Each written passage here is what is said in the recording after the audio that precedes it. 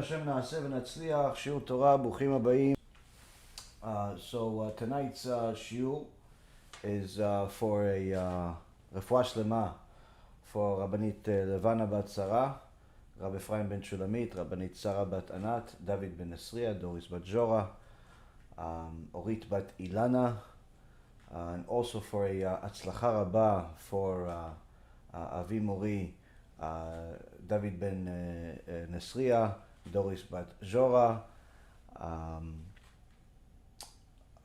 Oshri ben Doris, Gabi ben Doris, Elad ben Doris, Marsha bat Julie, Ayla bat Marsha, Samuel ben Marsha, Cephas ben Marsha, Alexander ben Marsha, Louis ben Marsha, Shaul ben Farzane, Reuven Chaim ben Pala Parel, Netanel Yosef ben Avraham, and Amir ben Shaheen, and all of the other wonderful people that continue to contribute, whether it's for the sake of getting brachot to the Siyata Dishmaya, or it's for the sake of simply being part of a major Kiruv organization that's trying to do everything possible to help people get closer to HaKadosh Baruch Hu, regardless of where they started. So this week we have Parashat Lech Lecha. Parashat Lech Lecha is where we're introduced to Avram Avinu. I mean, he's first mentioned as Avram in the end of last week's Parashat Noach, but that's really just his birth. And then later on we get into Parashat Lech Lecha, where we start getting to know our forefather Avraham Avinu, the Kodesh Kodashim, Malach HaShem that he was, and really the ultimate Baal Emuna. And really one of the main things that a person can learn from the entire Sefer Bereshit, all of the different avot that we get to meet, is how to be what's called yashar. Yashar, this is how to be a straight person, an honest person, a person with integrity, by simply looking, reviewing, studying the actions of our forefathers and how they were and how they acted, but also understand that the Torah was really their guidebook. How do you know that Torah was their guidebook? Because some of the naysayers would like to think that they didn't have the Torah, because the Parashat of Matan Torah is Parashat Yitro, which is at the time of the lifetime of Moshe Rabbeinu, not the time of Avraham Avinu. But how do we know that Avraham Avinu fulfilled the entire Torah, just like the Gemara says? You simply look at his life. You look at the life of all of the avot that are mentioned, and you see how they live their life, and it's simply impossible to live such a life if you don't have an oral Torah that's being taught to you, and in essence obligating you to act this way. Where the Gemara in Masechet Shabbat says that after a person completes their time frame in this world, good, whether for good or for bad, they go up to the Bet Din of Shamayim, and at the Bet Din of Shamayim, the Gemara says that they ask you questions. Before the judgment comes, they ask you questions. And the first questions are, did you conduct your business dealings with emuna? Did you conduct your business with emuna? Meaning that, did you operate your day-to-day life, whether it's day-to-day life and how you paid your bills, day-to-day life of how you ran your business, day-to-day life of how you were as far as your honesty when it comes to your customers or your employers or your employees?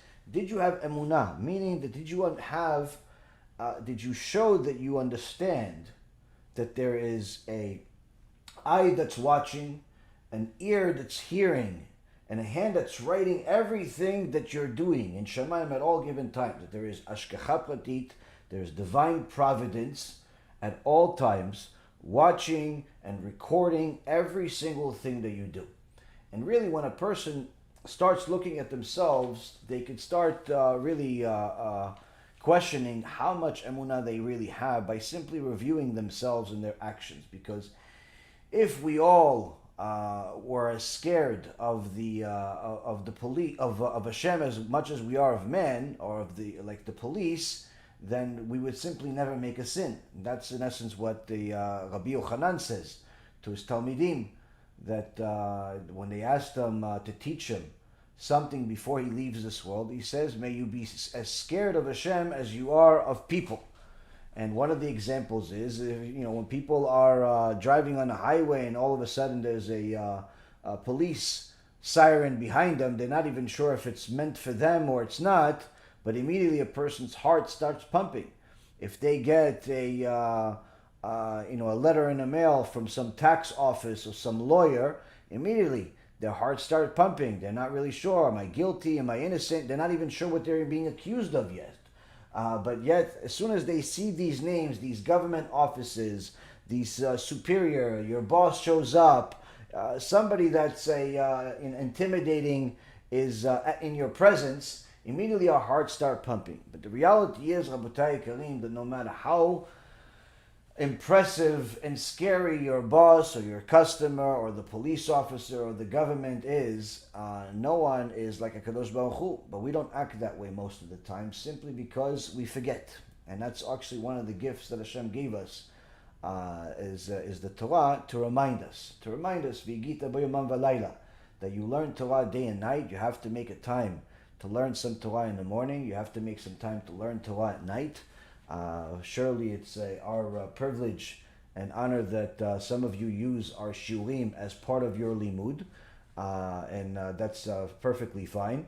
But of course, if a person wants to continue advancing and get closer and closer to Hashem, they need to learn the halachot. They need to learn the laws themselves. For Jews, we have a whole slew of books that will teach you how to apply the Torah to your day-to-day life. And one of the main things that Chachamim teach us is that HaKadosh Baruch Hu wanted to bring merit to Am Yisrael, and therefore he gave them many mitzvot.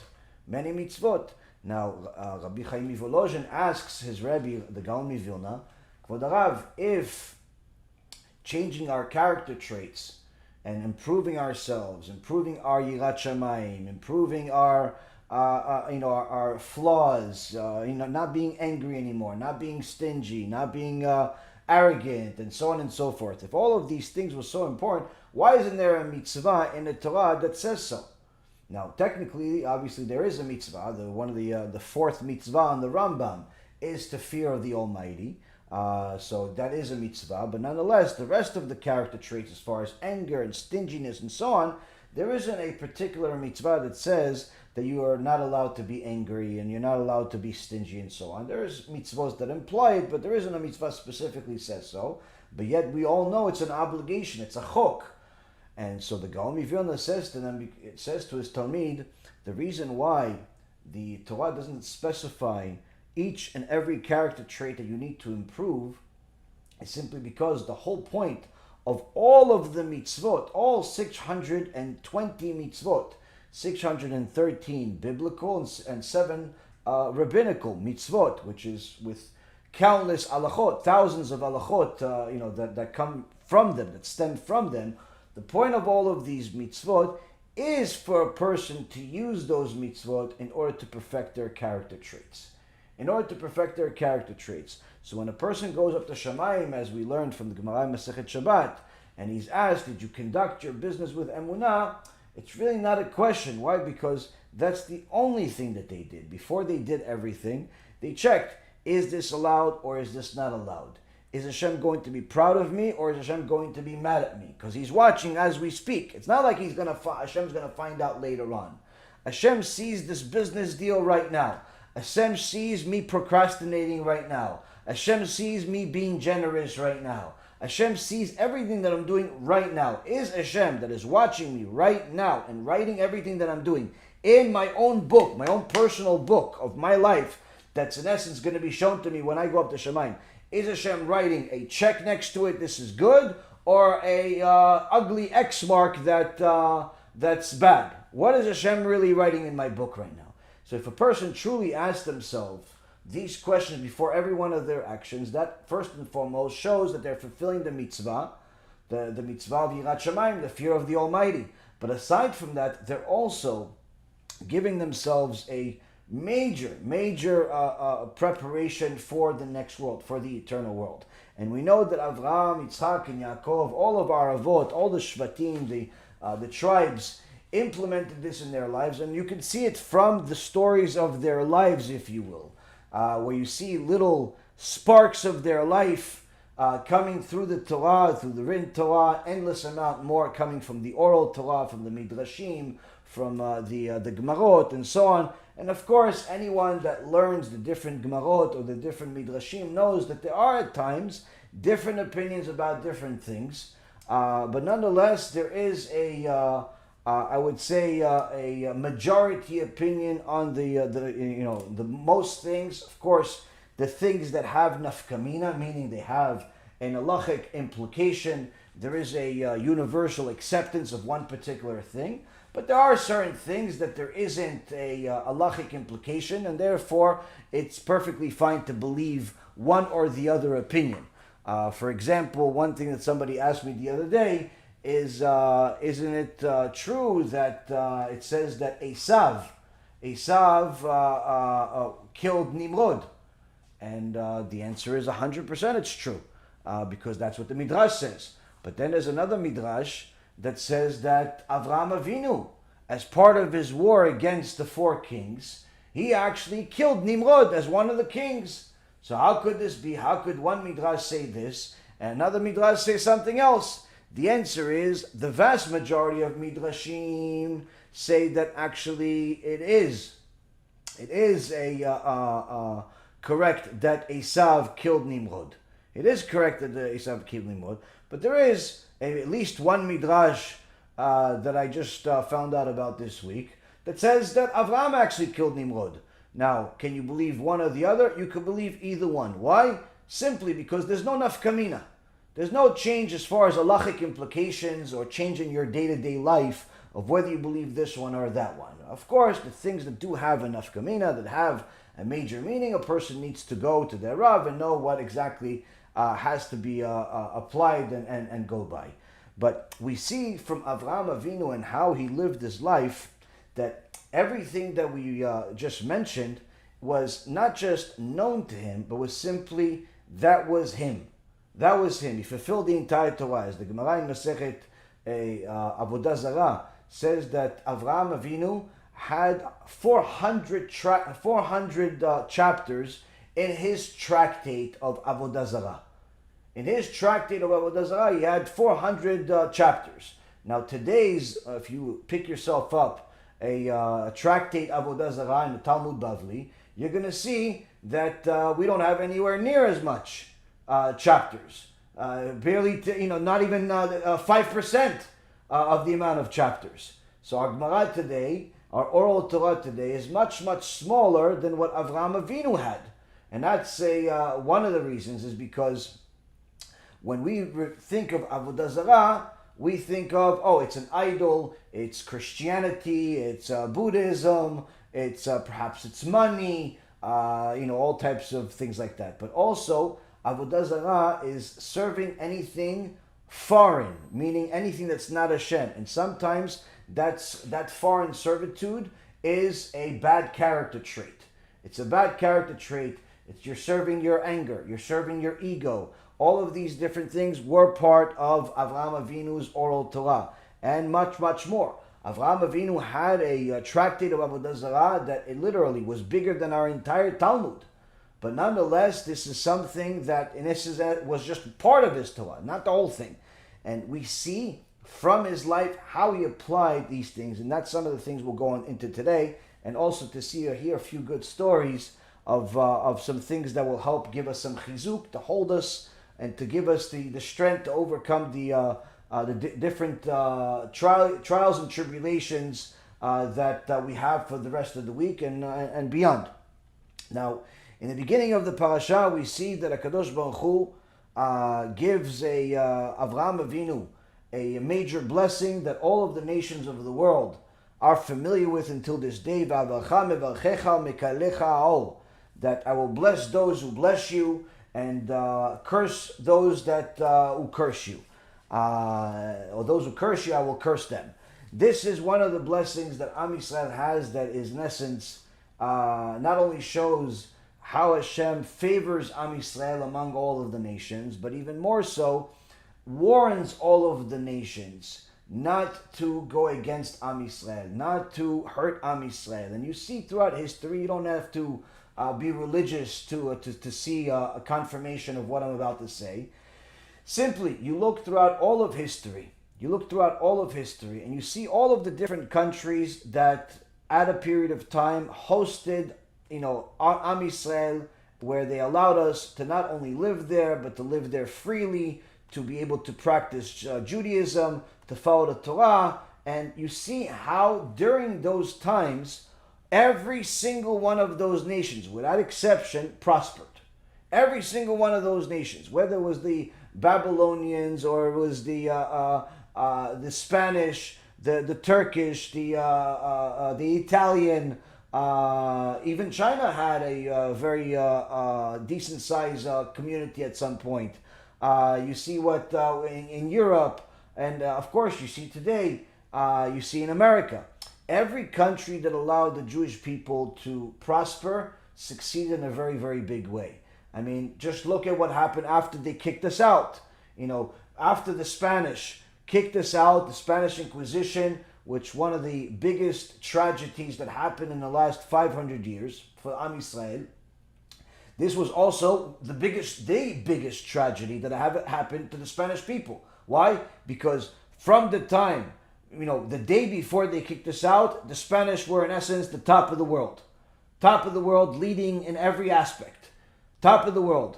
The day after they kicked us out, simply it was a downward spiral. And today, no one actually is remembering the Spanish for any major achievements that have happened in the last 500 years. No one is considering the Spain as their main place, where this is the main place I have to rely on for my parnasah. Of course, good country. There has some Jews there to this day, and they're relatively peaceful and so on. But again, the blessing and the superiority that they had when the Jewish people were, in essence, a dominant force there was extraordinary. Not only the blessing on the Jews, I'm talking about the blessing on the Goyim. The blessing on the Goyim when Am Yisrael was in Spain was extraordinary. Same exact thing with Bavel, with Iraq. Iraq had a huge Sephardic community over there, extraordinary Sephardic community over there. Some of the greatest tzaddikim that ever lived, built the Torah world in different communities there. The Talmud Bavli obviously came from there. You have major tzaddikim that were there, and you saw during that time the country prospered. The Goyim prospered. Major good things happened over there. As soon as that stopped, who remembers Iraq for any good thing at all? Period. The last thing they're remembered for is for the evil leader that they had, Saddam Hussein, Imach Shimo, that was killing his own people and anybody else that he could. That's what you remember Saddam Hussein for. That's it. You don't remember Iraq for anything else that's of any value. And again, the same thing you will find in every other country. Germany had at one point a very significant size of Jewish people. They prospered, even though many of those Jews intermarried, became Catholics, but nonetheless, the Germans prospered as a result. After the Holocaust, obviously, it took the Germans many years to get back on the map altogether. But until this day, Germany is nowhere near what it used to be as far as their significance on the totem pole. And the same thing goes with every country. This is part of this blessing that HaKadosh Baruch Hu gave to Am Yisrael, beginning with Avraham Avinu. Those that bless you will be blessed. Those that curse you will be cursed.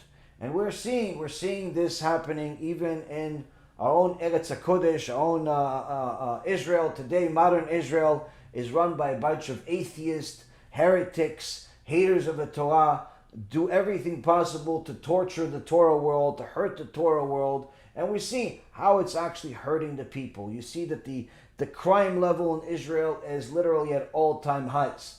There's something that I read about, I watched a documentary about a while ago about how there's there's a new drug in America that is literally so lethal that it's worse than the worst things that we've ever heard of as children. Heroin and crack and all of those other filthy, disgusting things that people put into their body, the poisons that people put into their body.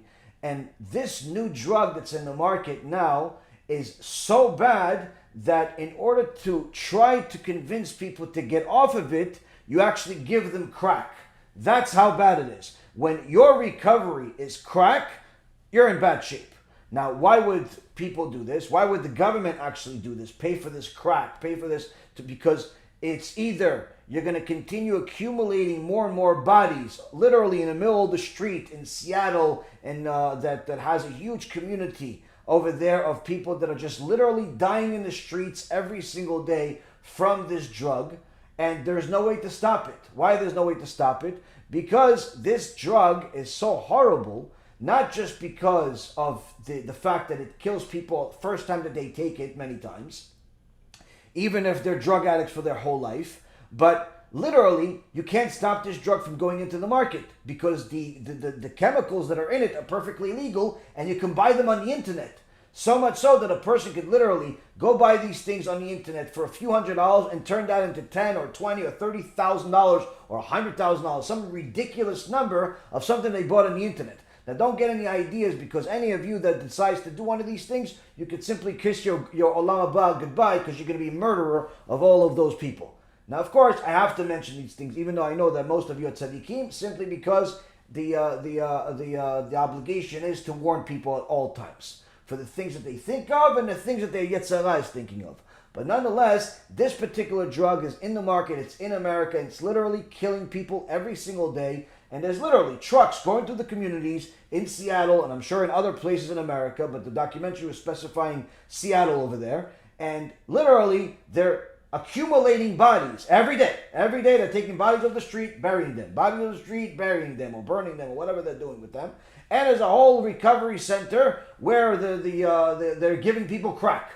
It's the most insane thing in the world, or heroin, or whatever it is. Some horrible drug they're giving them to get out of this thing. Now, the damage that I saw when I first saw this, I'm like, wow, this is mamash terrible. Like, I knew about drugs when I was a kid, never took them, Baruch HaShem, but I knew about, if somebody smoked marijuana, if somebody took pills, somebody took all this filth in their life, and I knew some people that overdosed and died and so on. But this is like a whole new level. Only to find out that this very same thing is running rampant in Eretz Israel. HaShem Yishmor V'Yatzil. This is in Eretz Israel. I believe they call it Mr. Nice Guy. Imach Shimam V'Zichram. They make this poison sound so good. They make the packaging on it look like it's a toy.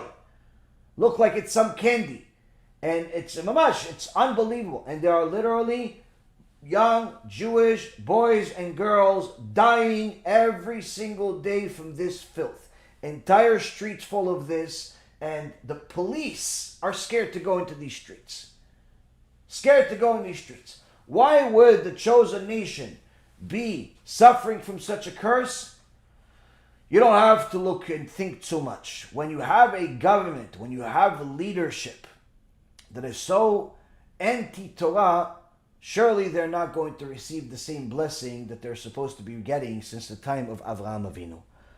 Further after this, we see that Avraham Avinu is a Mezakeh Rabim. He's a Kiruv machine, the first Kiruv machine in history, where it says when Kadosh Baruch Hu tells him to leave the land that he was born in, the land where his relatives are, the land of his father's house, to go leave this place and go somewhere else. It says that Avraham took his wife Sarah, he took Lot, his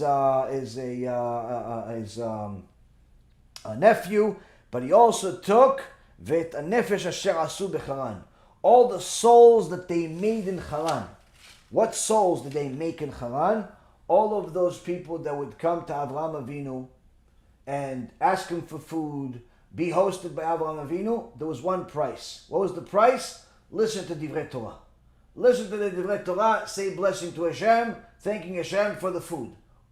That was the price. And all of those people, the second they heard Avraham Avinu talk Torah to them, that's it. That's all you have to do. One little speech. One little speech, they did tshuva, they abandoned the idolatry, and they became monotheistic. So all of those souls were considered as if Avraham created those souls, because that's what the Gemara says. When you help another person do tshuva, it's considered as if you are a partner with HaKadosh Baruch Hu himself, as if you created that person. Because until now, this person was gifted tools, but all he was doing was destroying those tools. He was gifted a soul, he's destroying the soul. Was gifted a mind, he's destroying that mind. Was gifted a body, destroying that body. And in essence, making themselves worse than the animal in the zoo, where the animal is serving its purpose, but the person is not serving their purpose. Now, when you got this person to abandon their bad ways and do tshuva and get close to HaKadosh Baruch Hu, you're in essence creating that person. You're creating a new person, a new opportunity, a person that actually has a share in the world to come, a person that has the knowledge, ability, and desire to use their body, their mind, their heart, their soul to serve their Creator. They know their Creator. You created that person. Now, whether you gave a speech and that encouraged that person to do tshuva, or you gave them a USB or a CD or a flyer, or you invited them to watch a shiur, or you sent them a link, none of that matters how you did it. However you did it, you got that person to do tshuva, that's it. You bought yourself another share of Olam Haba. You bought yourself another share of Olam Haba. But that's the problem. Many people don't understand the value of Olam Haba. They don't understand because we like to talk about how Olam Haba, heaven, heaven, heaven, heaven, heaven, but in reality, all of the efforts that a person usually puts into their life is for this world. We like to talk about how, there is a heaven. We don't like to talk about Gehenom. We don't like to talk about punishment. We like to talk about how everybody's going to heaven. But all of the efforts, the resources, the time is spent on building this world. He spent time building a bigger house in this world. He spent time getting a nicer car or two in this world. He spent time getting a vacation house in this world. He spent time looking a certain way in this world. He spent time this world, this world, this world. And in reality, he's going to have a nice surprise to him waiting for him when he arrives to the next world and it's empty or worse. Why? Because you spent all your time on this world. A person needs to understand, if you are going to use your tools to build that next world, you have to build it. You have to build it. Now, to build it requires a lot of emuna. Why? Because you're going against the tide. Everybody in the world today, or most people in the world today, they're focusing on this world. They're focusing on build a house and a bigger career and a bigger name and a bigger, this world. Very few people are concerned about the next world. And when they see somebody that's concerned about the next world, they ignore them, they mock them, they do all types of things. It's simply, the person that's righteous cannot coexist with wicked people. It's peacefully. It's just not possible. It's just not possible. There has to be some type of action at some point. And we see that Avraham Avinu had non-stop people going against him. One of the big tests that Avraham Avinu had was when HaKadosh Baruch Hu tells him to leave Haran. Why leave Haran? Because I want to bless you. I want to bless you. I want to give you all the good things. Give you offspring. Give you all types of parnasah and so on. So he leaves his place of comfort because Hashem told him, you're going to get all these blessings, only to arrive and get what? Bupkis. He arrives at Canaan, modern day Israel, and instead of getting what he heard Hashem say to him, Hashem said there's going to be blessings, there's going to be sustenance, there's going to be food, there's going to be everything. What does he have? He has drought. He has famine. He has people starving in the streets. All the wealth that he brought with them is literally being spent day after day to the point of bankruptcy. And then we see that Avraham goes to Egypt. Why is Avraham going to Egypt? It says, Vayirav ba'aretz. Vayered Avraham Mitzrayma. We don't see that Hashem commanded him to go to Mitzrayim. Hashem didn't command him to go to Mitzrayim, but rather Avraham went to Mitzrayim. How could Avraham leave Canaan, the place that Hashem commanded him to go, and go to Egypt? Obviously, it was an issue of pikuach nefesh. It was an issue of life risk. It was an issue of life risk. Hashem gave you a brain to use it. You can't expect Hashem to give you prophecy every day. Gave you a brain. So Avraham leaves a place where he thought he's going to get blessed. He heard he's going to get blessed. But he doesn't ask any questions. Why am I not being blessed? Simple. Just not now. He didn't lose an ounce of emuna. Hashem said you're going to get blessed. But he didn't say exactly when, how, who, what, where. He just said this is going to be where you're going to be blessed. Perhaps it didn't happen yet. But either way, I need to live. I need to live long enough to get this blessing.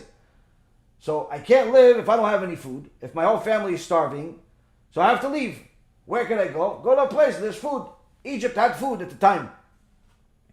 So Avraham takes his entire family to Egypt. Test number one. Hashem says something. He tells you he's going to bless you with everything. And instead of blessing, you're seeing something that's very, very confusing. That is the exact opposite. Now that you're trying to make your own way, you're doing your own, you're fulfilling your obligation of effort, of your ishtadlut. You go to Egypt, and for the first time ever, he recognizes how beautiful his wife is. First time, Avraham recognizes, he says, I see now that you're a beautiful woman. Meaning, I've been married to you for decades, but only now I realize how beautiful you are. And that these Egyptians, they're going to kill me over you. So please, do me a favor, tell them you're my sister. Now, of course, the Egyptians take advantage of this. They see how beautiful Sarah is, despite being as modest as can possibly be. Everything is covered. The reason why Avraham himself never knew how beautiful Sarah is, because she was so covered. She covered everything. So he never saw how beautiful his own wife is. The Chachamim teach that Sarah Imenu was so beautiful that if you were to compare her to the most beautiful woman in the world, that most beautiful woman literally will look like a chimpanzee next to Sarah Imenu. A chimpanzee that has hair on their face and goes cuckoo caca. That's how that beautiful woman looks next to Sarah Imenu. That's how beautiful Sarah was. Something that's literally incomprehensible. And Avraham did not even realize this until he got to Egypt, until he dealt with all this famine and the difficulties and decades and problems and so on and so forth. Now, the Egyptians take her, they see how beautiful Sarah is, they take her, they bring her to Paro. Of course, HaKadosh Baruch Hu protects the tzadikah, vayinaga Adonai et Paro negaim gdolim. HaKadosh Baruch Hu afflicted Paro.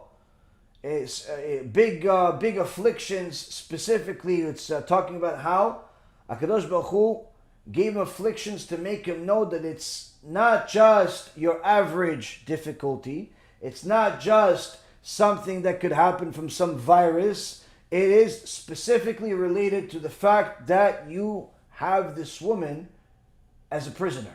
You have this woman in your possession that's a married woman. That's a Hebrew woman. That's the wife of Avraham. He shuts off all of the members of the men and the women in the house of Paro. The women cannot give birth, suffering endlessly. They're not their member is not able to function. And everybody understands there's something tragic over here. And of course, it has to do with Sarah. Immediately, Paro says to Avraham, Lama amarta achoti, v'ikach ota li leisha.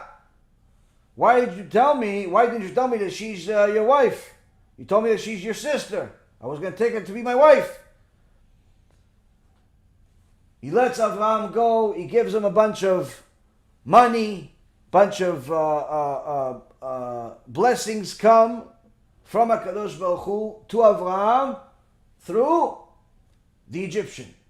Meaning that HaKadosh Baruch Hu, part of him, showing Avraham that he is blessed in a unique way It's blessed in a unique way, is to show him that all of the other nations will get their blessings because of you. All of the other nations will get their blessings because of the Jewish people. That's why they get their blessings. So Paro, he gave Avraham a lot of money. Which means what? Which means that Paro had a lot of money. Why would HaKadosh Baruch Hu give a lot of money to an idol worshiper? Why would HaKadosh Baruch Hu give so much money to somebody that is not serving him? Simple. Because one day I'm going to use that money to give it to my son and make it look natural. Simple. So in essence, I'll give this idol worshiper money. I'll give this Muslim money. I'll give this one money. I'll give all these different people panasah. Why? So they could be the funnel. They could be the vessel for me to give it to my son. For me to give it to my children. And Avraham leaves with an extraordinary amount of money and gold and so on. And he, on his way back to Eretz Yisrael, to Canaan, he stops by all of the different inns that he came through. The same ones that he stopped by on the way there, he goes back to them. Why? Because on the way there, he didn't have money to pay them. All he had was a good name. So they laughed at him, but they said, listen, at least he has a good name. Whatever, we'll let you stay for free. It's not like there's so many other customers coming here during this drought and famine and so on. So they let Avraham go, and they never thought they're going to get the money back. But what a Kiddush Hashem it was when those same hotel owners saw that Avraham Avinu came back with an extraordinary amount of money, but not to show his money, rather to pay back his debt. This is one of the things that a person can learn from Avraham Avinu. If you owe a person money, do not delay paying them back. If you have employees, pay them as soon as possible. Don't be one of these people that holds the paychecks and plays with people's lives and delays things. If you owe people money, you have it in the account, pay them. They'll say, oh, listen, but I don't have to pay till this or that. If you have it, pay it. Don't play games with people. Of course, if you have terms and he says you don't have to pay for another 6 months, you don't have to pay it right now. But the point I'm trying to say is that there's a lot of people that simply, they like to borrow money, but they don't like to pay it back. They don't like to pay it back. Such a person, Abutai Karim, it doesn't understand what kind of tragedy they're bringing onto their life. What kind of tragedy they're bringing on their life. Because one of the main reasons why Kadosh Baruch Hu blesses a person is based on their honesty and integrity in money. How they deal with money. Whether they have emuna when they're dealing with money. What's the first question that a person is asked when they get up to Shemayim. If you're not an honest person when it comes to money, when it comes to business, simply you could take your olam haba, your heaven that's in your imagination, just put it in some, garbage, in some sanitation department, because olam haba and you are not going to be friends. They're not going to be friends. Why? You aren't honest in your business dealings today. Why would HaKadosh Baruch Hu let you live forever? For what reason? And that's a very, very important thing. Now, of course, again, at times a person makes mistakes. HaKadosh Baruch Hu gave them the opportunity to do tshuva. You made a mistake. You stole money from somebody. No problem. You can pay it back. Oh, what if I don't have? Pay what you can. Oh, what if I don't have anything? Okay, write it, plan for you to start paying as soon as you have. Don't wait until you become rich or you have everything to pay back. At least show that you're trying. Show that you're trying. Yeah, I owe him $100,000. All I have is $300. Pay the $300. If that's what you have, pay the $300. At the very least, it shows that you're trying. You're trying to be honest. You're trying to serve Hashem, even when it comes to your business. And that's one of the things that sometimes people don't take into account. They think that serving Hashem only comes inside the Bet Knesset, inside the synagogue. They think that serving Hashem is only inside the synagogue, and perhaps when there's some homeless guy, give him $1. But when it comes to their business dealings, when it comes to how they operate their financial situations, they don't think Hashem is involved there. And in reality, it's quite the opposite. Hashem is more involved in those business dealings than he is involved in your Bet Knesset situation. Why? Because if you go to Bet Knesset, everybody can look at tzaddik. Inside the synagogue, everyone can look like a tzaddik. But the real tzaddikim, they look like tzaddikim in their business. They look like tzaddikim in how they operate their business. And if they're tzaddikim in their business, surely they're going to be tzaddikim in the synagogue also. Now sometimes you're going to see people that are generally honest in their business, but they're not keeping Torah and mitzvot. Don't be fooled. Don't be fooled. Why? That person perhaps is honest when it comes to certain business dealings and so on, but if he's not serving Hashem also, then his lackings, his deficiency is somewhere else. Because it's not possible to be righteous without serving Hashem. It's not possible. So now, Avraham Avinu shows us that even his business dealings have a Kadosh Baruch Hu in mind, and he is not questioning Hashem. Hashem says he's going to be blessed. He went to the place that's supposed to get the blessing. It didn't happen. No emuna problems. He continued going. Test comes. He passes the test. Passes the test. This brings reward to not only Avraham, but everybody that's around him. And this is one of the things that you see in a person that's blessed. A person that's blessed also ends up giving good to the people around them. All of a sudden, other people are benefiting because of his blessings. Other people are able to now conduct business. Other people are getting blessings. All of a sudden, a woman that hasn't been able to have a child for 5, 6, 7, 10 years, all of a sudden she's pregnant, ready to have a kid. A guy that's been looking for a shidduch for 5, 10 years, all of a sudden he's getting married. Another person that wasn't able to even find a job, all of a sudden he's starting to make a lot of money. All types of blessings are coming everybody else. Just like the Gemara says in Masechet Ta'anit, the whole world gets their sustenance because of Rabbi Chanina, my son. And Rabbi Chanina is eating cherubs. Why? Because Rabbi Chanina is happy with his share. But his righteousness is so extraordinary that I'm giving the sustenance of the entire world because of Rabbi Chanina. Meaning that the Jews, the non-Jews, the righteous, the wicked, everybody's getting their sustenance because of the righteousness of Rabbi Chanina. When a person starts to get blessings, all of the people involved also do. And that's also one of the beautiful things that I get to see firsthand. Where I've told you guys this before. There are sometimes people that, from time to time, they'll watch a shiur, they'll get inspired, they'll send you a few dollars to support it, and, they'll come and go. They'll come and go like an acquaintance. But there are some people that are not just avid fans and students, and they take everything at the heart, but they're also partners, where they make sure that whatever sustenance Hashem gives them, whether it's a lot or it's a little, they make sure that a part of that goes to Be'ezrat Hashem, goes to supporting the Kiruv that we do, the Torah, the Kollel, the seminary, all the things that we're doing. They make sure Be'ezrat Hashem is not just something on their screen, it's not just something on their phone, it's not just something that they share with their friends or say on their Shulchan Shabbat, but also it's something that's where their money is going. And the beautiful thing that I've been able to merit seeing over the last, 7, 8 years that we've been doing this is how every single one of those people, with no exception, their parnasah has drastically changed. Some of them, their salaries, their businesses have gone up drastically. Others, simply their businesses were protected.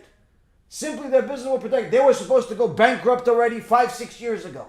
But the fact that they continued donating a part of the money literally protected the business, and in some cases even grew it.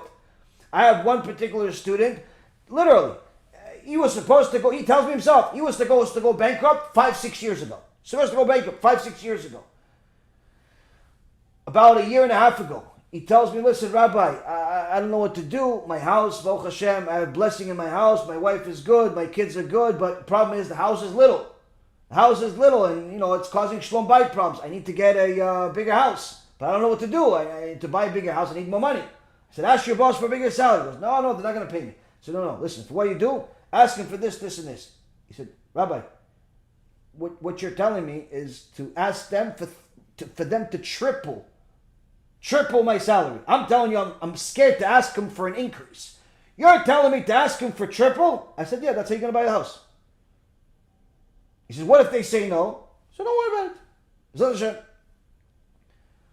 As you would have it, Baruch Hashem, he had emunat chachamim. He listened to what I said. They said no, but a different solution came through the same business and everything else. And listen, we can't do this, but we're willing to give you a loan. Okay, You, no problem. And we'll give you a little bonus too. And we'll give you this and we'll give you that. And before you know it, the loan, the bonus, and everything else, free gift, ended up being even more than what he asked for. Yishtabach Shimolad, and Baruch Hashem, today he lives in a brand new house. Why? HaKadosh Baruch Hu does what he does. Because this person makes a commitment every single month to make sure that he has his money going to the right place. And I've seen this time and time again. And then sometimes you see certain people that they want to send you a few remains on their table, whatever is whatever is left under the challah. They want to throw you that share of whatever their sustenance is. And then they ask you for blessings from here till next year. From here to next year. And they're surprised they don't get the blessings. But the worst of it all is when you have people that they do whatever they do. Regardless of whether someone donates or they don't donate, you try to help them, you try to answer their questions, you try to fix their shlom bayit problems. If you have a siyata dishmaya to help them with a zivug, you help them with a zivug. Whatever you can do, you do. You don't do it because of money. If you're going to try to help people and you're doing it for money, it's not going to work. It's not going to work because it's either money or you help people. If you help people, Kadosh Baruch Hu is going to give you the money anyway. But if you're doing it for money, then don't even bother trying to help people because it's not going to work. You're not going to have the siyata dishmaya. But anyway, sometimes you have people, you help them, you literally, middle of the night, you do everything, and these people, they get the blessings. A woman is suddenly pregnant, she finds a zivug, gets the job, whatever blessings they were looking for, or blessings they were looking for, they get. And what do? Listen, Rabbi, I know you haven't seen my donations in a long time, and to be honest with you, I don't see anybody's donations because I don't look at this stuff usually. Unless it's something significant that's out of the thing, I don't usually follow it. Whatever it is, at the end of the month, I check the accounts, what to transfer here, what to transfer there, pay the employees, finished. It's HaKadosh Baruch Hu provides. Baruch Hashem, HaKadosh Baruch Hu provides. We don't really check. Sometimes, you see, oh wait, hold on, this month, we weren't even able to pay the rent with the money that came in. Okay, that's good, but we have money from last month. So last month Hashem sent me double blessing. Oh, Yishtabach Shimo. Okay, no problem. That's how we pay. Oh, this month we got this. Oh, Baruch Hashem, this is a lot. This is a little. Best month ever. Worst month ever. And it goes up, down, sideways, but you don't bother following this stuff day to day. Sometimes people say, did you get my donation? I have to check. What? I probably did get it, but I just don't have the time to look at all this stuff because I'm too busy helping people. But sometimes the people that you help are the worst people in the world. They ask, you give, and give, and give, and give, and give, and say, Rabbi, listen, I know you didn't get my donation, but it's because I'm giving to somebody else because there's a bigger tax benefit, or it's local, or, people are asking me, oh, this or that. Wait, so all of the help, all of the work, all of the blessings came from what we're doing here, but what you're doing is you're giving what you got somewhere else. Yeah, okay, Baruch Hashem, Atzlacha Rabba, no problem. If you need any help, let us know. In reality, it hurts. But those people don't even see straight. They think, oh no, as long as I'm doing a mitzvah, it's no big deal. And then they're surprised that they lose the blessing. Then they're surprised that they have a divorce every other day. Then they're surprised that they can't find a single job. Then they're surprised that they have all troubles. Why? Because HaKadosh Baruch Hu, He gave you the blessing because of one thing, you didn't do it. He takes it back. He takes it back. That's what happened with Lot. Lot got an enormous amount of money, along with Avraham Avinu. Says that v'gam Lot, v'gam lelot ha'olech et Avraham hayat tzonu bakar ve'ohalim. Lot got an enormous amount of money, but he started going the awful way. He decided to leave Avraham, go to Sdom. What happens to him in Sdom? First, he gets a job. Looks like he's important. He's the head judge. Looks good. Looks like it's even going to get better. But suddenly he becomes a prisoner, loses everything that he has. In 1 second. In 1 second. Sometimes people forget who Hashem is. They forget who Hashem is. They don't realize that Kadosh Baruch Hu changes the world just like that. Person one day can have $1 million in the bank. Next day, zero. How? Simply, government decides to take it from you. No, why would they take it from you? No reason. Good reason, bad reason, whatever reason. Why they take it? Well, you have to do tshuva to figure that out. Oh, but I was doing good, I was keeping this, I was keeping that. Okay, so what do you think? Hashem makes mistakes? Either it's because of the Tikkun, for something you did in the past, or something that you're doing now, but surely it's not a mistake. Surely it's not a mistake.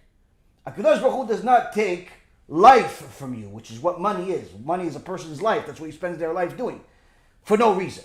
If he took money from you, there's a reason. There's a reason. One of the greatest donors at the time of the Beit HaMikdash was Nagdimon ben Gurion. Nagdimon ben Gurion was very, very generous, very, very rich, gave an enormous amount of money, millions and millions and millions of dollars. One of the three people that was providing sustenance to all of Am Yisrael over there. One day, the Gemara says, Rabbi Yochanan sees Nagdimon ben Gurion's daughter looking for food inside the waist of the donkeys of the Arabs. How could this be? Your father gave a lot of tzedakah, Rabbi Yochanan says. He said he gave a lot, but not enough. He gave a lot, but not enough. He gave millions of dollars, but in his level, it wasn't enough. He was supposed to give more. Whether that more means another million, another 500 million, I don't know. What I do know is that had Nagdimon ben Gurion known that it's going to cost him another few $1 million to keep everything he has, surely he would have given it. In fact, Rabbi Yochanan had a family relative that he saw, Beruach HaKodesh, this person has a decree on them. Comes to the relative and says, I need you to give me tzedakah. Never asked you for tzedakah before, I need you to give me tzedakah. Okay, here's tzedakah. No, I need you to give more. Here's more. All right, give me more. Here's more. Calls him again. I need more. Okay, more. Before you know it, literally took 90% of their money. 90% of their money took. Person followed that Torah. What are you going to do? Followed. Rabbi keeps asking. There's a reason for it. He's not asking for to go build a hotel. He's doing it for a reason. Okay, he gave him literally most of what he had. If the rabbi is making an effort to come ask me, then I'm going to go do it. Suddenly, the government shows up at his door and says, you have a fine from the government. We're going to take all the money. What all the money? I had $7.5 million. All I have left is $100,000 left. What happened to all the money? Oh, I gave it away already. Okay, we're going to take that. Okay, take it. He goes to Rabbi Yochanan. He says, Rabbi, I'm angry at you. He said, why? He says, if obviously you asked for all the tzedakah because obviously you saw Beruach HaKodesh that there was a decree that all my money was begun. And instead of it being going to the government, use it for tzedakah. Why didn't you just take all of it? Why didn't you tell me? I would have given you all of it in one chance. Instead of wasting $100,000 to the government, I would have at least given you that also for tzedakah. Rabbi Yochanan says to him, no. Had you known why I'm asking you for all this and pushing, it wouldn't have been. It wouldn't have protected you, wouldn't have helped you. It had to be difficult. If it's difficult for you to give, it's a good sign. It's a good sign. Avraham got a lot of blessing. Lot got a lot of blessing, but Lot lost it. Lot lost it. After Avraham goes and fights all of these nations, him and his servant Eliezer, those two alone, the Midrash says, fight all of those nations. Eliezer was powerful tzaddik. Avraham, powerful tzaddik, but not just powerful muscles. All they needed, they had powerful kedusha. Why? They didn't need anything else. Avraham simply went to where all the enemies were, picked up some sand, threw it in the air, all the sand turned into rockets and simply destroyed the enemy. That's it, finished. Yeah, but that same enemy killed a bunch of giants, killed a bunch of big armies. Yeah, they killed. Why? Because those Baruch Hu wanted to kill those people anyway. So he allowed them to kill whoever they wanted to kill. But Chas v'Shalom, that they're going to go against us. Yeah, but there's only you and Eliezer. So what? There's you and Eliezer. What is that? I need to have a lot of people. Avraham understands he has a unique blessing. He doesn't need 1 million people. All he needs is Hashem. All he needs is Hashem. Now after he destroys all these people, one of the people that's freed is the king of Sodom. And the king of Sodom says to Avraham, why don't you take all the money, I'll take the people. Avraham says, what is it, 500 million here? $1 billion here? You want to give that to me? No thanks. In fact, even a shoestring I'm not going to take from you. Why? I don't want any Rasha in the world to say that I only became rich because of him. I know I become rich only because of HaKadosh Baruch Hu. Sometimes there are certain people, you shouldn't do business with them. Why? They're wicked people. You shouldn't do anything with them. There's certain people, mamash, you have to run away from them. You have to run away from them. Sometimes there's certain people, they contact our organization, they say a whole song and dance, they say they want to donate, they want to do this, they want to do that, and then they're surprised, nobody contacts them. Wait a minute, every time I call somebody, they call me 500 times, and then eventually sometimes they donate, sometimes they not, and you guys don't even call back. All you did is send us a link if you want to donate. I want you to meet me. I want you to call me. I want you to this. I want you to that. That's not our way. Our way is, if you want to donate, go to the website. Go to the website, donate. What do you want me to convince you to donate? That's not how we work. If you're having trouble, the website doesn't work, you don't know how to click donate, or it doesn't work for some type of reason in your country or whatever, we could send somebody to call you to process the donation manually. That's no problem. But you want any one of the rabbis, the Talmidei Chachamim, people that dedicate their lives to Torah, to go call you and start schmoozing you to convince you to donate. That's not our policy. Not our policy. It's not what we do. Why? We want people that want. We want people that want to publicize Torah. We want people that want to publicize the Kadosh Baruch Hu's name. That's what we want. You want to publicize yourself? There are plenty of organizations that will help you do that. And this, some people don't like that. Don't like it. But Baruch Hashem, there's enough people that do. There's enough people that do, and there continue to be more and more. And that's one of the things that's been one of our secret ingredients that drives people crazy. Why? Because we're not looking to build any individual's name. We're looking to build Hashem's name. Make it greater and greater and greater, and His Torah greater and greater and greater. That's what we want. Avraham was so careful in his business dealings, he says, I don't even want to deal with the Rasha. I don't even want to deal with the Rasha, so the Rasha can never even think. And never even have a reason to go tell his wicked friends that the reason why Avraham is so successful is because I gave him that money. I don't even want that to be a joke. And he dafka rejected all of his money, showing how much emuna Avraham has. And the Kadosh Baruch Hu tells him, Al tira Avraham, Anochi magen lecha, scharecha harbe meod. Don't worry, Avraham, I'm a shield for you. Your reward is very great. In so many words, the Kadosh Baruch Hu shows Avraham, I'm with you. I'm with you. This, Rabotai, is one of the things that you see, but one of the things that a person needs to also take into account is that in the 15th chapter, verse number 6, it says, "Ve'emin ba'Adonai ve'echshevea lo tzedakah."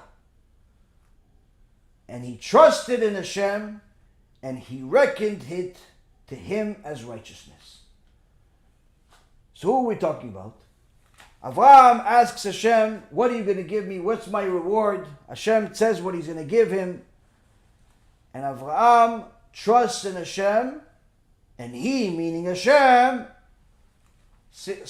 reckoned it as righteousness. Avraham is perfectly fit, is the perfect vessel for me to bring all of the sustenance, all of the blessings for eternity to Am Yisrael through. He is the vessel. Why? He believes in me. He doesn't ask to see it. Oh, let me see it. Can you show me a proof? Can you show me now? Can I see it now? Can I go now? No. Avraham simply has simple emuna. Simple emuna in HaKadosh Baruch Hu. What? This is what you said? Okay, that's what I do. Now you're going to say, wait a minute, but if Hashem talked to me, I would also believe in him. No, you wouldn't. No, you wouldn't. If you don't believe in him without him talking to you, surely you don't believe in him if he's going to talk to you. Why? Because what do you think the Torah is for?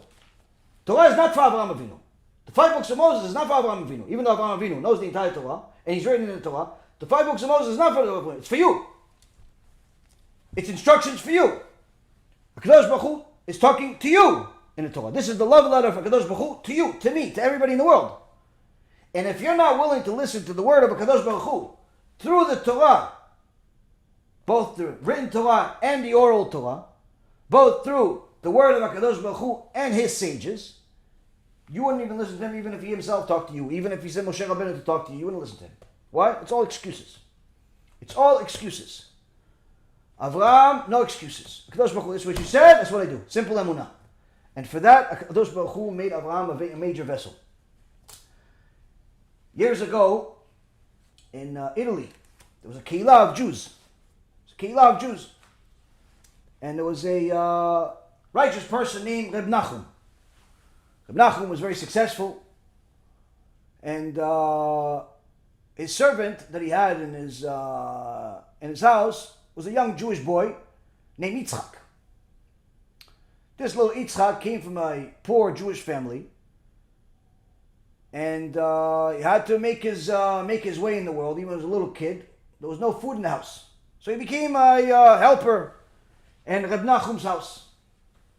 Now he didn't have time and ability to learn Torah, but anything that he could hear, Reb Nachum teach, or somebody else in the house, all the visitors that are coming, all the rabbis that were coming from Eretz Yisrael to collect tzedakah for the yeshivot, for Talmidei Chachamim, they would always come to Reb Nachum, and Yitzchak would listen to whatever he can, learn whatever he can. He loved the Torah, but he couldn't go into a yeshiva and learn all day like he wanted to. But he could whatever he could.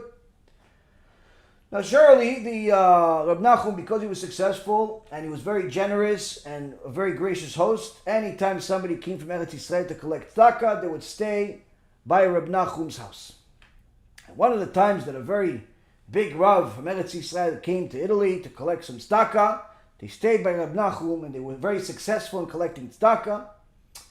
And this tzaddik was sitting with Reb Nachum, and Reb Nachum asked Yitzchak to come, join them. He says, Yitzchak, this Rav is very big Talmid Chacham, he's a tzaddik, he's this, he's that. He was very successful in all the tzedakah that he raised for his yeshiva. Some people gave him 100 gold coins. Some people gave him 200 gold coins. Some people gave him 300 gold coins, Yitzchak. And I gave him 1,000 gold coins, Yitzchak. HaShem was with him in this mission. Because HaShem knows that everything that he's doing is for the sake of the Torah. Now, Yitzchak, what will you give? Surely you want a piece of the Torah. Little Yitzchak got so excited that he's being included, runs to his room, goes to his drawer, whatever he can find, all the things, here's the money, all the money that he collected over months and months of working. Got all the money together, put it all together, and he says, I have all the money together, all the money collected over a long period of time, all of it together, I have 1 gold coin. He comes excited. He comes to Reb Nachum, here, please, here, Kvod Harav, here, take, this is for the Torah. This is all I have in the world. This. The big Rav got very, very excited. Very emotional. Reb Nachum got very emotional. Give. Penny, 2 pennies, $1, whatever it is, small amount of money is one thing. All the money you have, no one asked you to do that. You did it on your own. Something special here. The Rav gave little Yitzchak a blessing. He says, may HaKadosh Baruch Hu bless you with the blessings of the Torah and you become extremely successful. And that the next time that I come here, you will have the ability to give like Reb Nachum gave. Yitzchak was so excited that he got this blessing. Baruch Hashem. Short while later, days passed, not months or years. Yitzchak went to the market to go buy certain things for his master, for Reb Nachum. He saw that in the market there's a lot of commotion. Why was there a commotion? Every so often, a ship would come with a lot of goods, and they would take all of the different barrels full of goods, sealed. They'd put it out there, and there would become an auction. Who wants to buy what? Who wants to do this? But this community had a unusual policy. What was the policy? If your hand was on the barrel, that means you wanted to buy it. And these sailors would get these things from different places. No one was able to verify who, what, when, how. Simply a business gamble.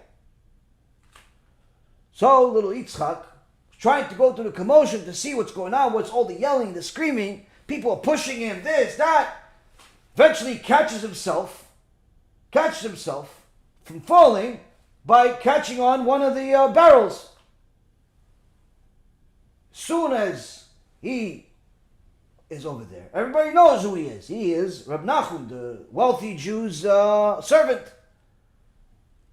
They say, oh, he's here to buy these barrels. So one guy says, 100. Another guy says, 200. Another guy says, 300, 400. They start bidding. But they see that this little Yitzchak is not moving. He doesn't realize what's happening here. And they're realizing, his master sent him here and told him pay any price for these barrels. Yalla, stop. Don't even bother bidding against him. He's going to outbid all of us. Let it go. After the bid got pretty high, say, sold. Everybody's, wow, ooh, what, where? They put the 3 barrels on a carriage, and they come, and they go towards Reb Nachum's house. Now Yitzchak didn't know what actually happened. He left, went back to his master's house. Short while later, the barrels show up. They knock on the door. Reb Nachum opens, and he sees these people. And he says, what's this? He says, Reb Nachum, this is your merchandise. He says, my merchandise? He goes, sure, that's you bought it today, and we're here to collect the payment. How much is the payment? 1,000 gold coins. Huge amount of money. But I didn't buy this. He goes, no, you bought it, you're a servant. Immediately Reb Nachum was a chacham, he realized what happened. Something is a mistake, he didn't do this on purpose, he's a good kid. No problem, here's your money. He didn't even get angry. He called his young servant Yitzchak, said, Yitzchak, I want to show you something. As soon as Yitzchak showed up, he sees this, he goes, what's this? So these are the barrels you bought. He goes, I didn't buy anything. He goes, no, that's the ones you bought. No, I didn't do it. Oh, no. Yeah, when you put your hand on, did you put your hand on the barrel? Yeah, I almost fell, so I was leaning on the barrels. He goes, yeah, well, you almost fell. It's good. It's good you didn't fall, but you also bought 1,000 gold coins. $100,000 worth of stuff. That's what you bought. Yitzchak started crying, the poor kid. Oh, I'm so sorry. I didn't mean to. Nachum said, no, don't worry. Don't worry for a second. I'm not showing you this to make you feel bad. I'm showing this to show you how HaShem works. This surely is HaShem. HaShem sent this. HaShem bought this. Not you. Don't worry. Little Yitzchak walks away, happy that his master is not upset with him, but upset with himself that he's so clueless of how the world works. But Reb Nachum, he has got $100,000 worth of stuff here, 3 barrels full of stuff here. What's in them? Decides, I'm going to go open them. He opens the first barrel, amazed, dazzled, shocked is an understatement. Light comes out from the barrel because the whole barrel is full of gold coins. The whole barrel is full of gold. He opens the other 2 barrels, they're also full of gold. Much, much more than 1,000 coins, 1,000 gold coins. But Reb Nachum was a tzaddik. Reb Nachum had yirat shamayim, and he knew at that moment that this money does not belong to him. Yeah, but he bought it. Yeah, he bought it. That's because HaKadosh Baruch Hu used him as a servant. For who? For Yitzchak. Because Yitzchak gave all of his money for the sake of Torah. You gave 1,000, that's good. But Yitzchak gave everything. Surely the rabbi's blessing of this came true for him, not for you. He calls Yitzchak, he says, this is what HaShem sent you. Yitzchak says, me? But it's you, it's me. It's yours. HaKadosh Baruch Hu, your Father in heaven, he sent you this. You're a very rich young man now. Yitzchak became very, very wealthy in an instant. Just like Avraham Avinu, in an instant. And what did he do with that money? He spent an enormous amount of money giving tzedakah for the sake of the Torah. Didn't need to work anymore, so he spent all of his time learning Torah. A year later, that rabbi, that tzaddik, came back to Italy. And little Yitzchak gave him an enormous amount of money for the sake of the Avrichim. Why? He knew that's where the money needs to go. The reason why HaKadosh Baruch Hu sent me the money in the first place was to test me to see if I give it for the Torah. Yeah, but you had so little. Little, a lot, I gave it. Why? Because I didn't need it at the time, but the Torah needed it at the time. Yeah, but he already had thousands of coins. So I want to have a share. It's not about the quantity, it's about the effort. And because I did what I did, HaKadosh Baruch Hu rewarded me. Why? Schar mitzvah, mitzvah. Mishnah Avot says the reward for a mitzvah is another mitzvah. HaKadosh Baruch Hu saw how much I like the mitzvah of giving tzedakah for the sake of Torah. So what did he do? He sent me more money. How much more money? A lot more, so I can make the same mitzvah a lot more times. And that's what HaKadosh Baruch Hu did. And this Yitzchak gave him a lot of money for tzedakah. He continued becoming richer and richer because everything that he touched became blessed, like Avraham Avinu. But he also did not forget that he has an obligation in the world to learn Torah day and night, and that's what he did. And he eventually became an extraordinary Talmid Chacham and wrote an important sefer called Sdei Yitzchak. Sdei Yitzchak is an important sefer. He built a yeshiva in Tveria, supporting Talmidei Chachamim, and Rabotai Yekarim, his Torah is here for eternity. Why? The Mesirut Nefesh. But the Mesirut Nefesh came with simple emuna.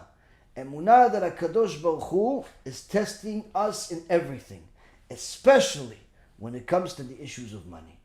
Be'ezrat Hashem, this will give us the chizuk that we need to deal with all the different tests that HaKadosh Baruch Hu sends us, so we can get the rewards both in this world and the next of building the Torah, of building Am Yisrael to be stronger, to be more blessed, and Be'ezrat Hashem to sanctify HaKadosh Baruch Hu's name.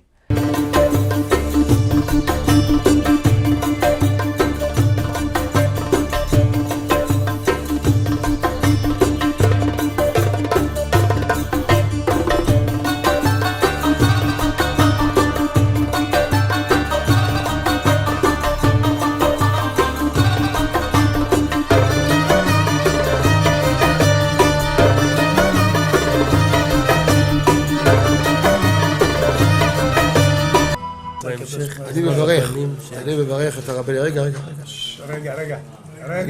אני מברך את הרבנים, הרב ירון ראובן, הרב אפרים כחלון, ראשי ארגון בעזרת השם, שהלכו בפי עליון, שעלו מעלה מעלה, יהיה להם ברכה והצלחה, הקדוש ברוך הוא ימלא בלשונות ליבם לטובה ולברכה, שבכל מה שיפנו ישכילו ויצליחו, יזכו עוד לעשות כאלה וכאלה, הודיעו תורה לאדירה, אמן ואמן. בעזרת השם רשת בכל הארץ. הוא היהודי הזה, הוא היה מיליונר, סגר את כל הביזנס, אמר אני משקיע פה בעולמה של תורה. איפה הוא גר? בפלורידה. פלורידה, איפה זה פלורידה? באמריקה. במיימי. כן, ליד. אנחנו שם עכשיו הולכים להקים קהילה ספרדית גדולה. תעבירו מה שבירכתי אותו. כן, קהילה ספרדית גדולה.